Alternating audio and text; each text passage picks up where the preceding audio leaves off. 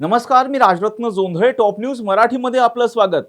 लोकसभा निवडणुकीच्या मतमोजणीला सुरुवात झालेली आहे आणि आपण अर्थात बघतोय की एनडीए आघाडीला 295 जागांवरती आघाडी मिळालेली आहे, तर इंडिया आघाडी जवळपास 230 जागांवरती आहे. मुळामध्ये जर बघितलं आपण तर ज्या प्रकारे अटीतटीची लढत इंडिया आघाडी विरुद्ध एनडीए आघाडीमध्ये आपल्याला पाहायला मिळाली होती. एक्झिट पोलमध्ये एनडीए आघाडीचे बाजूने जे आहेत ते कौल देण्यात आलेले होते. अगदी उलट असे मतदारांनी कौल दिलेला आहे आणि महाविकास आघाडीमध्ये विशेषतः महाराष्ट्रामध्ये बघितलं तर महाविकास आघाडीला हे चांगलं यश मिळताना दिसतंय.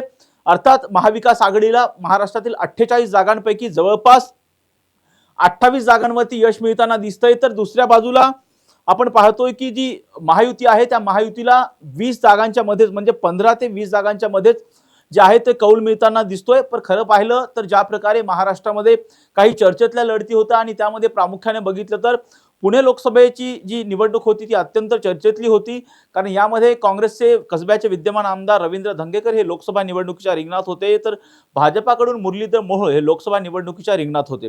अर्थात वंचित बहुजन आघाडीकडून वसंत मोरे तर एमआयएम कडून अनिस सुनके हे लोकसभेच्या रिंगणात होते. कुठेतरी ही लढत चौरंगी होईल असं सांगण्यात येत होतं, परंतु ही लढत मुख्यतः रवींद्र धंगेकर विरुद्ध मुरलीधर मोहोळ अशीच पाहायला मिळाली. अर्थात महाविकास आघाडी विरुद्ध महायुती अशी पाहायला मिळाली. परंतु ज्यावेळी आता या मतदानाचे जे कौल पुढे आलेले आहेत मतमोजणीनंतर, यामध्ये जे आहे रवींद्र धंगेकर यांचा विजय झालेला आहे.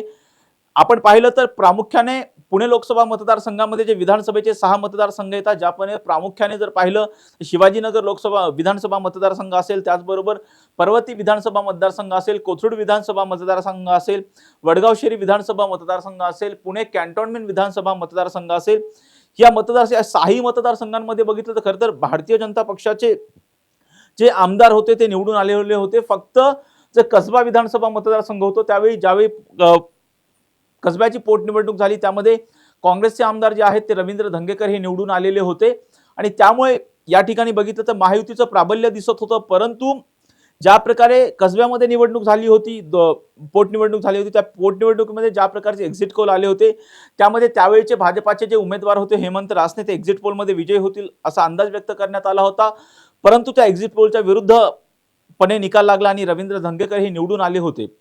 अगदी त्याच प्रकारे कोणत्याही राजकीय विश्लेषकाला हे सांगणं अत्यंत अवघड होतं की पुण्यामधून लोकसभेची निवडणूक आहे, कोण जिंकेल हे अत्यंत सांगणं अवघड होतं. त्यामुळे ज्या प्रकारचे आज निकाल आलेले आहेत त्या निकालामधून पुणेकरांनी मुरलीधर मोहोळ यांना आपली पसंती दिल्याचं आपल्याला पाहायला मिळतं आणि मुरलीधर मोहोळ हे पुणे लोकसभेमधून निवडून आलेले आहेत असं आपल्याला या ठिकाणी दिसून येते. लवकरच त्यांच्या विजयाची घोषणाही केलेली आहे, निवडणूक आयोगाने त्यांच्या विजयाची घोषणाही केलेली आहे. परंतु मुरलीधर मोहोळ यांच्या विजयाचे नेमकी कारण काय आहेत ते आपण पाहूयात. ज्या प्रकारे आपण बघतोय की अर्थात इंडिया आघाडीने त्यांच्या उमेदवारांची उशिरा घोषणा केली होती. पुणे लोकसभेचा उमेदवार जो आहे तो 1 महिना उशीर झाला होता.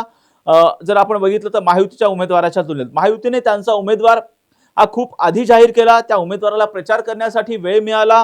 त्याचबरोबर या उमेदवाराचं प्रचाराचं एक नियोजन होतं. त्यांचे राष्ट्रीय नेत्यांपासून ते राज्यातल्या नेत्यांपर्यंत सर्व उपमुख्यमंत्री असतील, मुख्यमंत्री असतील, त्याचबरोबर पंतप्रधान नरेंद्र मोदींनी यांनी मुरलीधर मोहोळ यांच्या प्रचारात सभा घेतल्या होत्या. त्या कंपेअरली जर बघितलं तर काँग्रेसकडून जर बघितलं तर रवींद्र धंगेकर यांच्यासाठी राहुल गांधी यांनी सभा घेतलीच होती, त्याचबरोबर शरद पवार यांनी सभा घेतली होती. परंतु ज्या प्रकारे यंत्रणा राबवणं गरजेचं होतं त्या प्रकारची यंत्रणा ही रवींद्र धंगेकर यांच्या बाबतीमध्ये तेवढी दिसून आली नाही. त्यांचा जो प्रचार होता त्यांनी ग्राउंड लेवलवरती प्रचार केला, परंतु ज्या प्रकारे त्यांना एक पक्षाकडून पाठबळ मिळणं गरजेचं होतं ते मिळाल्याचं आपल्याला एकंदरीत दिसत नाहीये. त्यामुळे कुठेतरी रवींद्र धंगेकर यांचा पराभव झाल्याचं आपल्याला दिसून येतंय. आणि या घटनेचे आणि विशेषतः आणखी या बाबीमध्ये बघितलं तर प्रचाराच्या मुद्द्यांमध्ये बघितलं तर विशेषतः मुरलीधर मोहोळ यांच्याकडून पुणे मेट्रोचा मुद्दा प्रचारामध्ये प्रामुख्याने घेण्यात आला होता. त्याचबरोबर जे नरेंद्र मोदी आहेत त्यांची प्रतिमा आणि त्यांचा विकासाचा मुद्दा यामध्ये प्रामुख्याने घेण्यात आला होता.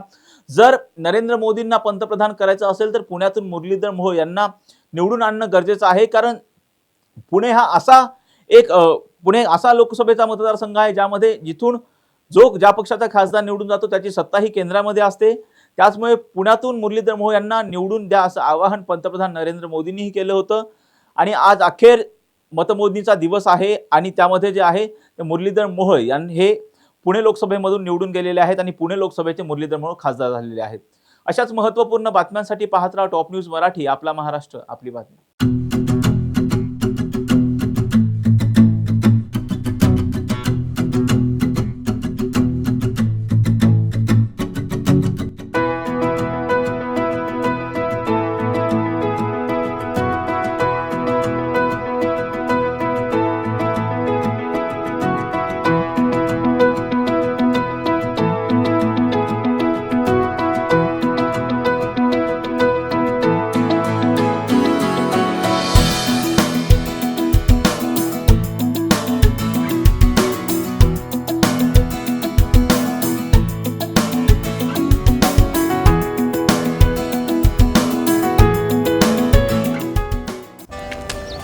Come on guys, hurry up.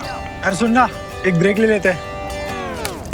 Guys, I'm telling you, तुम लोगों को सही से ट्रैकिंग नहीं आता. But that's okay, you can learn. रोज का ढक्कन देना.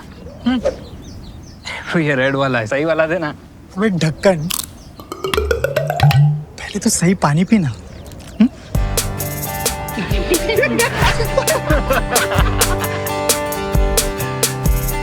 Manikchand Oxyrich, proudly Indian.